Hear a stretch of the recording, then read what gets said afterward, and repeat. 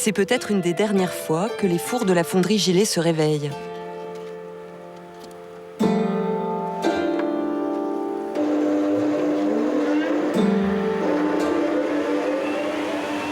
À 328 ans, la 4e plus vieille entreprise de France est en liquidation judiciaire. Ses 42 employés risquent d'être au chômage la semaine prochaine.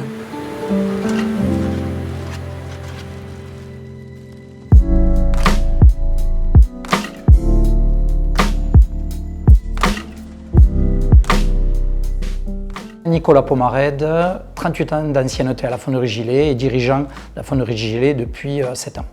Bonjour, donc je suis Thomas Bouchantouf, technicien modeleur. Je suis arrivé à la fonderie il y a 3 ans, en 2021. Alors, je m'appelle Cyril Rocher, je suis le directeur de l'Union régionale des sociétés coopératives. Donc c'est une association qui encadre les projets coopératifs, quels qu'ils soient. Blanc Alexandre, je travaille à la fonderie Gillet depuis 2010. Je suis le responsable de l'atelier d'usinage. Alors à l'époque, j'étais délégué du personnel en 2012. Donc l'ancienne direction avait fait des réunions par rapport à la société qui était en difficulté. Donc le patron nous avait expliqué tout ça, qu'on allait passer au tribunal, qu'il allait avoir une liquidation. Et c'est à ce moment-là que les SCOP sont venus vers nous et on a pu faire un projet de reprise avec eux. On a travaillé tous ensemble pour en aboutir au projet. Il y a eu divers projets qui étaient proposés aussi, mais c'est celui de la coopérative qui a été retenu. Cette solution, c'est Cyril Rocher qui leur a proposé. Salut. Ce chef d'entreprise est envoyé par l'Union régionale des SCOP pour expliquer aux salariés ce qu'est une coopérative. Vous, votre force, c'est que vous savez de quoi vous parlez, vous savez qu'est-ce que vous pouvez créer avec cette boîte, et vous vous l'appropriez collectivement. Les ouvriers sont un peu perdus. Ils comptent sur Cyril pour répondre à toutes leurs questions. Ouais, mais nous, il faut savoir à quelle hauteur ça va être imposable. Parce qu'il y en a beaucoup ici. Ça va dépendre de chaque situation personnelle. Ouais, mais ça va bloquer pour beaucoup de monde. Et on est beaucoup dans le même cas. Ça, il faudra le regarder au cas par cas. D'accord. Oui, voilà, il faudra nous expliquer ça après. Et puis vous aider à remplir les documents. Impeccable. Alors, j'avais des éléments factuels. En fait, l'entreprise avait déjà subi quelques redressements judiciaires. Et lorsqu'une entreprise ne veut pas mourir, ça veut dire que c'est pas le fait des dirigeants, c'est les salariés en fait qui font à chaque fois tout ce qu'il faut pour survivre. Donc cette entreprise avait failli mourir 3 ou 4 fois avant de devenir cette société coopérative. Donc à partir de là, j'avais compris que dans les salariés, il y avait un carburant qu'on appelle le courage, qu'on appelle la volonté, qu'on appelle comme on veut. Mais une chose est sûre, c'est que l'entreprise n'avait pas voulu mourir les 10 dernières années. Donc c'est toujours très bon quand on a des entreprises comme ça en fait. Je pense que quand j'ai été reçu la première fois par les anciens dirigeants, et j'ai une terrible mémoire des noms donc je ne vais pas les nommer, à la fin de la réunion, en fait je pense qu'ils n'avaient pas réalisé qu'ils allaient partir. Ils ne l'ont pas compris. Ils ont dit aux salariés, après la réunion, bon, vous avez vu, bon, ouais, c'est n'importe quoi ce truc-là. Mais moi, quand je suis sorti, j'avais l'assurance d'une chose, c'est qu'ils allaient sortir. Et on les a sortis. Alors pour la reprise de la SCOP, Cyril est arrivé parce que l'administrateur à l'époque, Maître Savenier, devait nous présenter le projet de coopérative parce qu'il n'y avait pas de repreneur. C'était nos anciens repreneurs de 2008 à 2014 qui essayaient de reprendre cette société-là, mais bon, ça n'avait pas fonctionné ces années-là, donc ça n'aurait toujours pas fonctionné. Et ils nous ont présenté la SCOP comme de modèle qu'on n'arriverait pas à gérer, on allait mettre nos économies dedans. Donc sur les 47 qu'on était, il y a eu 3 oui et le reste de non. Donc de là, Cyril, c'est lui redescendu à Toulouse, il a dit non, c'est pas possible. Donc il est remonté sur Albi, il est venu nous voir, il nous expliquait, dire non, vous n'êtes pas mauvais. Le projet, si on vous explique, on vous aide, vous allez y arriver. Et de là, on est reparti déjà sur, il y avait 36, voilà, c'est 36 oui. Voilà, au départ. Après, ça a baissé parce qu'effectivement, il a fallu investir de l'argent et certains ménages, j'arrive à comprendre, ne voulaient pas investir cette somme-là pour pouvoir remonter un capital. Mais voilà comment ça s'est fait exactement. Mais le problème principal, c'est l'argent. S'ils veulent que les banques leur en prêtent, les futurs entrepreneurs doivent tous risquer leurs économies personnelles. Sur la question du capital, il faut qu'à peu près chaque salarié arrive à peu près avec un capital d'environ 5 000 €. La somme est considérable. La plupart d'entre eux gagnent à peine plus que le SMIC. Moi, je suis pas tout seul dans tout ça, quand même. C'est sûr de prendre la décision si vite, c'est ça? Ben, un peu, ouais. Il faut qu'aujourd'hui, on a la réunion maintenant, il faut qu'aujourd'hui, on donne la réponse. Sauf qu'avec la famille, on ne sait pas, il faut en parler quand même. C'est une décision commune, un peu. Ça se fait pas tout ça. Non, voilà. Ça engage pas que l'ouvrier, ça engage le budget. Alors moi à l'époque, voilà, j'avais 25 ans, c'est vrai que je me disais si ça marche pas, ben, je partirais sur autre chose. Quand on est jeune, c'est différent, quoi. C'est pas comme un certain âge. Bon là encore ça, j'ai 35 ans. Mais là, quand on est jeune, on se dit on va essayer de le faire. Et voilà, si ça marche, tant mieux. Si ça marche pas, tant pis. On fera autre chose. Bon, on a perdu nos 5 000 € personnels, d'apport personnel, parce qu'on a mis 5 000 € chacun d'apport personnel. Et bon, voilà. 5 000 €, ça fait une somme pour pas mal de monde. C'est sûr que ça, quand on sait qu'on a mis de l'argent dans l'entreprise, on a envie de travailler, on se sent plus investi. C'est un investissement personnel. On se dit que le copain il a mis 5 000 € aussi, donc on travaille pour lui, un travail d'équipe. Enfin, là vraiment, la coopérative, c'est vraiment le travail d'équipe. Je pense qu'on a eu 2-3 mois, ouais, 2-3 mois à peu près. Mais après, ça a été vite quand même. On dit 2-3 mois, c'est long, mais ça va vite, quoi. Le temps qu'il y ait les idées, que tout le monde se mette d'accord, de choisir, parce qu'on faisait des réunions aussi par rapport à toute la structure de l'entreprise, savoir où c'est qu'on allait mettre, où c'est qu'on allait se mettre nous déjà, les personnes. Enfin, ça a été ouais, c'est compliqué. Ouais. C'était compliqué. C'est un dossier qui a été très très rapide. Qui a été mené parce que le format de cette reprise, il n'était pas du tout orthodoxe. Là-dessus, on avait 2 interlocuteurs assez originaux en plus pour monter ce dossier-là, qui nous ont aidés. Le premier d'entre eux, c'était Emmanuel Macron, à l'époque où il avait des valeurs sociales fortes. Donc il était ministre de l'économie. Et le second, c'était M. Rebsamen, qui était le ministre du Travail. Et en fait, à chaque fois que j'avais un point de blocage au niveau Occitanie, tant sur Pôle emploi que sur le commissariat au redressement productif, etc., j'avais un interlocuteur qui en référait à Emmanuel Macron, qui lui levait toutes les interdictions ou toutes les méandres juridiques qu'on peut trouver dans un dossier. Mais c'est assez marrant de voir que ces 2 personnes-là étaient au démarrage de la reprise en scope de la fonderie Gilet. Personne n'était remplaçable. Par contre, on ne peut pas remplacer tout le monde. Alors l'idée de les rassurer, c'était pas vraiment mon objectif. Moi, mon objectif, c'était de les focaliser sur est-ce que oui ou non, ils veulent en découdre de leur projet. Thierry, lui, il a tout fait pour qu'on reprenne l'entreprise. Il comptait sur nous, quoi. Il comptait vraiment sur nous pour qu'on... Je pense qu'il avait senti qu'il y avait une équipe qui allait se former. Et je pense que ouais, il a vraiment misé là-dessus pour reprendre la fonderie Gilet sur l'équipe qu'il y avait. Après, voilà, c'est vrai, il avait tout expliqué. Même il nous a accompagnés. Il y a eu des avocats, il y a eu plein de choses qui ont fait qu'on a pu porter le projet au tribunal pour une bonne reprise de la fonderie Gilet. Ce que je vous demandais, c'est de tous ceux qui sont pour de lever la main. De suite. Ils sont 27 à se jeter à l'eau. Les 15 autres préfèrent l'après-retraite ou chercher du travail ailleurs.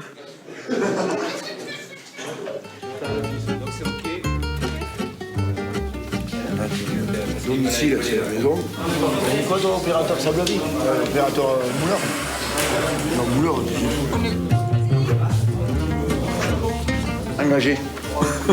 J'ai signé. Faut vous le remettre à qui, là? Mais l'engagement des salariés n'est que la première étape du parcours.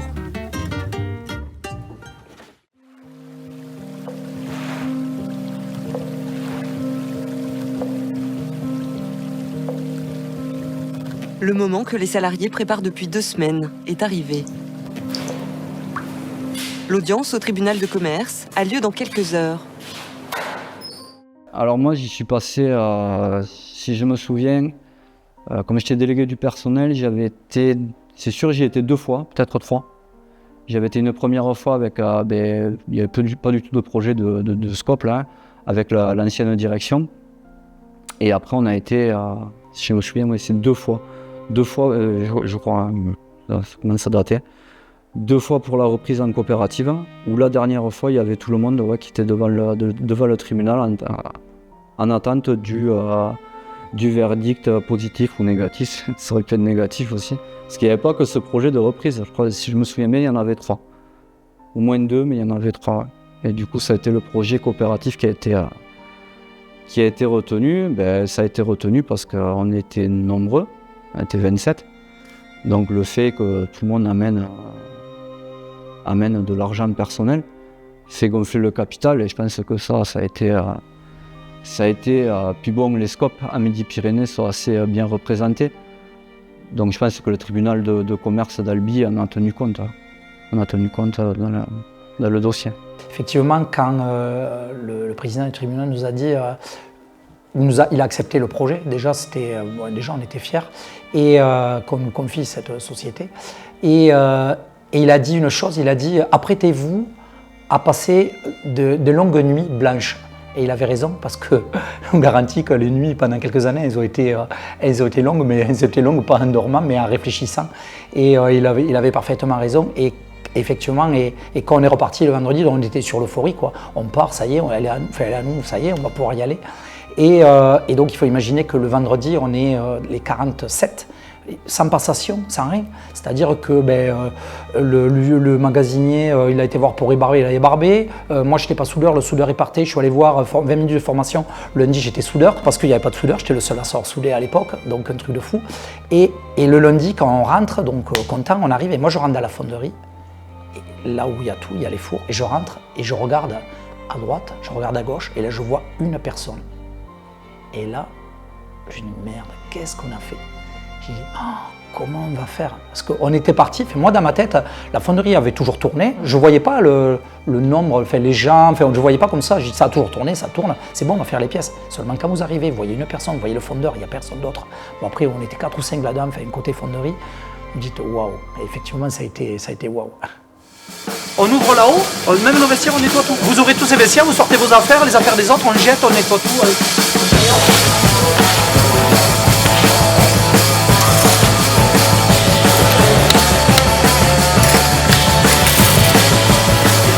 J'avais jamais rêvé de ça de toute ma vie, quoi. Et là, en fait, je suis un petit patron, quoi, voilà.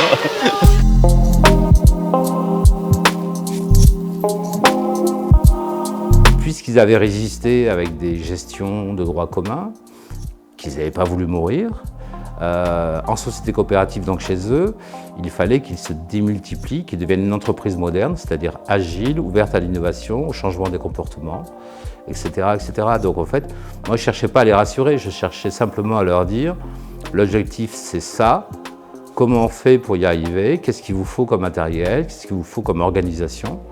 Ça prend du temps, mais Nicolas les connaissait tous très très bien. Donc en fait, quand vous avez une connaissance approfondie des hommes et des femmes qui composent votre société, c'est quand même un vrai atout. Et l'atout essentiel, c'était ça. Autour de Nicolas, il y avait quelques fondateurs qui ont toujours été très discrets, comme Michel, comme Jean-Michel, comme Eric. Voilà, des gens qui ne parlent pas beaucoup, qui agissent, qui font du travail de souterrain, qui discutent avec leurs collègues pour apaiser les tensions. C'est comme une famille en fait, hein. C'est la vraie différence d'ailleurs entre une coopérative et une société de droit commun, c'est une coopérative. Vous avez un ensemble de personnes qui constituent un puzzle, ça s'appelle une famille, alors qu'un chef d'entreprise classique, lui, il est seul face aux turpitudes de l'économie ou aux turpitudes du marché. J'ai eu un soutien sans faille.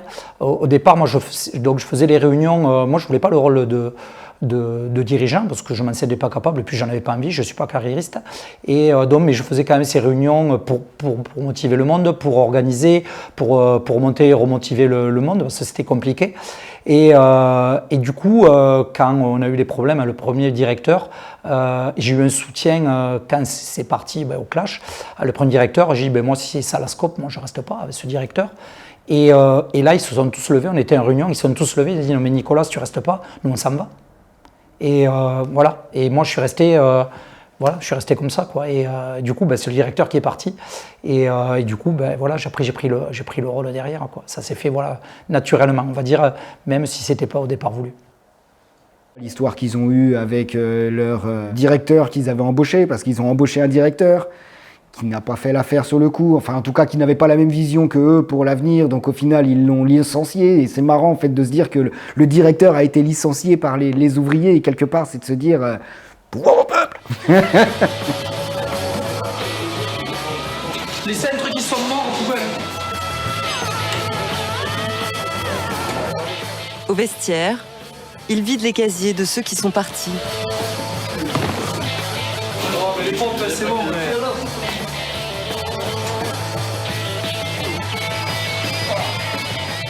Le lancement, c'était vraiment le bordel, en fait. C'est-à-dire que tout était tellement dérogatoire, jusqu'au licenciement des salariés qui reprenaient le travail le lendemain, tout en percevant leur assédique pour capitaliser. Enfin, ça s'était jamais fait, ce genre de montage. C'était une innovation, mais au service d'une finalité collective qui était double. C'est-à-dire qu'il y avait une finalité économique, il y avait une finalité sociétale, il y avait une finalité symbolique, une vieille entreprise. Il y avait la pression de France 2 qui, eux, étaient omniprésents, mais en fait, eux, ce qu'ils voulaient, c'était faire un reportage version Germinal. Donc c'était vraiment le bordel. Et dans ce chaos, finalement, c'est pas dû à Edgar Morin, mais dans le chaos, parfois se construit une sorte d'ordre dans le désordre.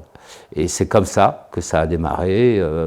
On serait incapable de le refaire, on serait incapable d'écrire comment ça s'est mis en œuvre, tellement c'était artistique, poétique, romantique, tout ce que vous voulez, mais certainement pas rationnel. À chaque moment difficile de la société coopérative, là, par contre, j'ai toujours une relation privilégiée avec Nicolas, dans le sens où quand il y a des décisions stratégiques ou difficiles à prendre, vaut mieux être plusieurs et le partager. La clé, de toute façon, c'est ça, c'est ne jamais rester seul, quelle que soit la nature de l'entreprise, coopérative ou pas coopérative.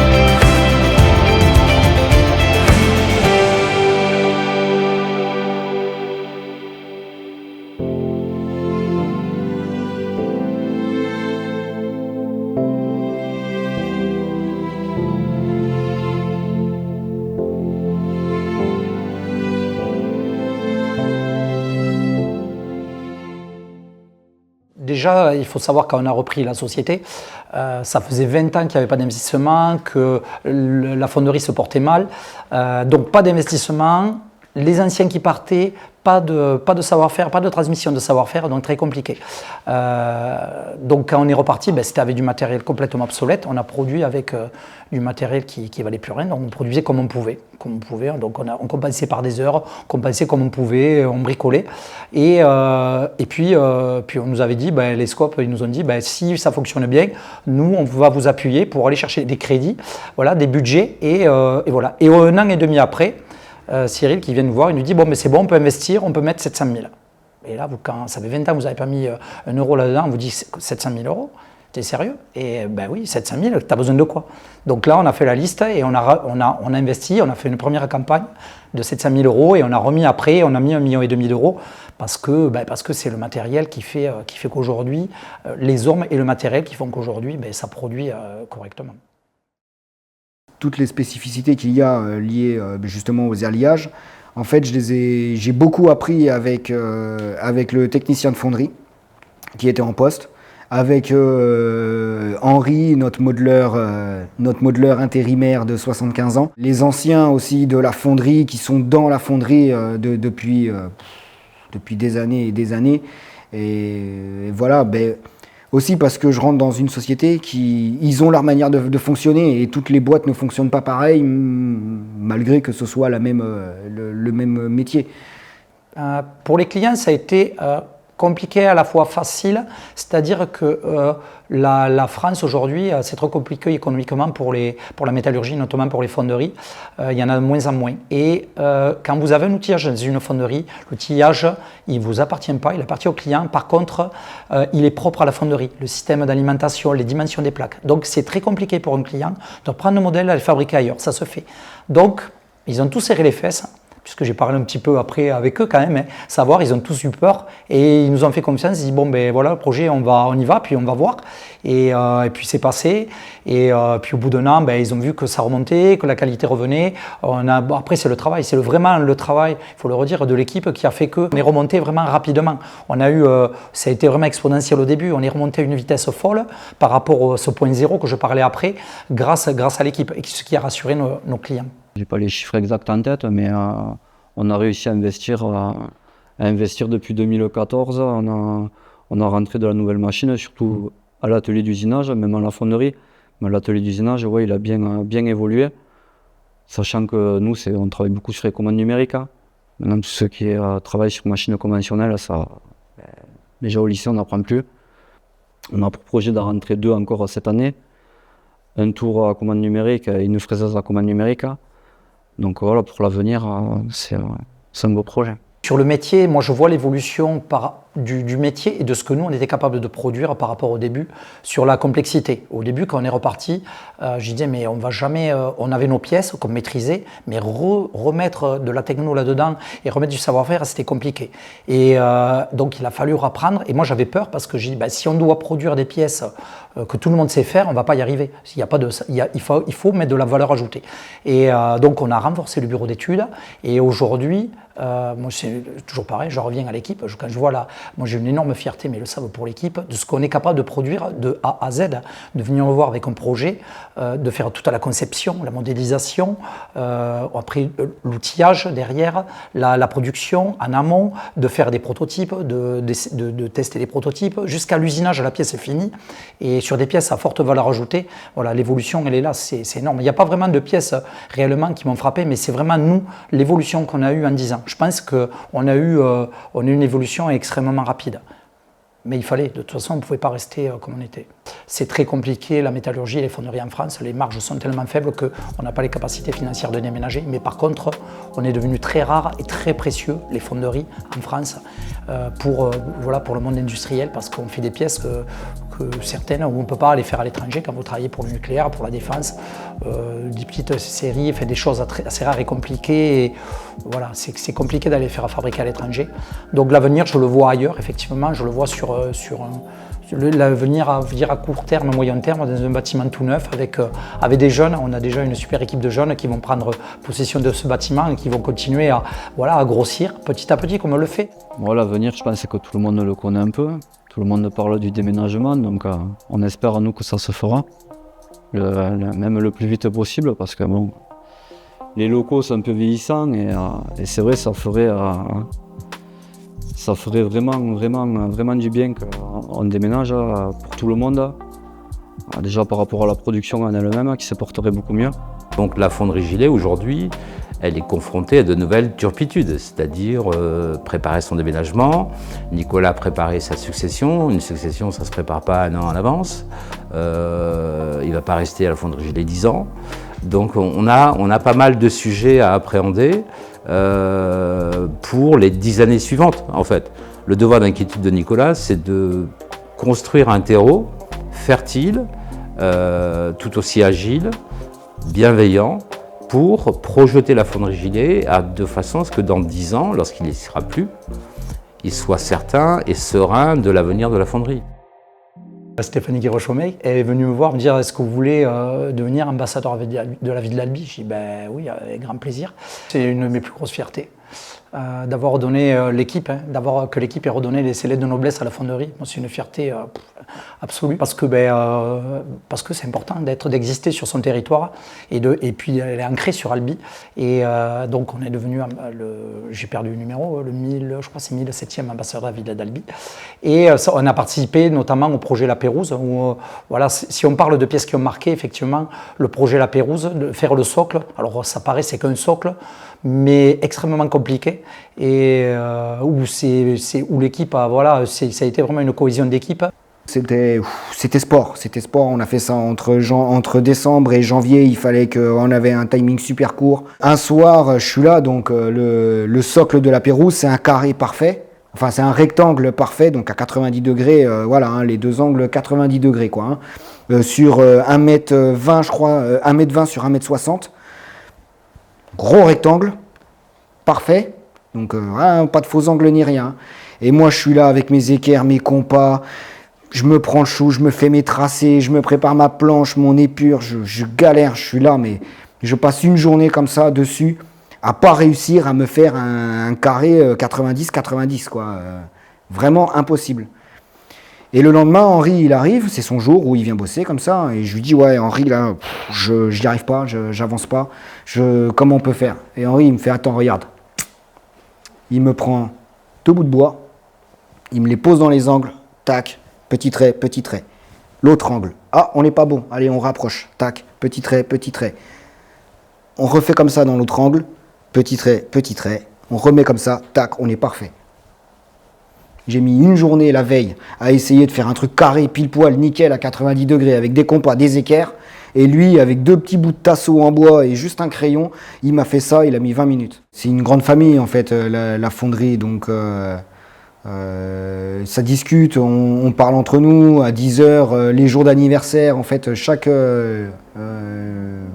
associé, enfin chaque personne de la fonderie, en fait, le jour de son anniversaire, paye les chocolatines, les croissants, les viennoiseries pour toute la fonderie. Donc les jours d'anniversaire, on est tous à 10h pendant la pause café, tous ensemble en fait, à casser la croûte avec le café, quoi. Donc ouais, c'est super. Et ça, la première fois qu'on le vit, c'est pas, on n'a pas l'habitude de voir ça dans une société, enfin dans une autre société.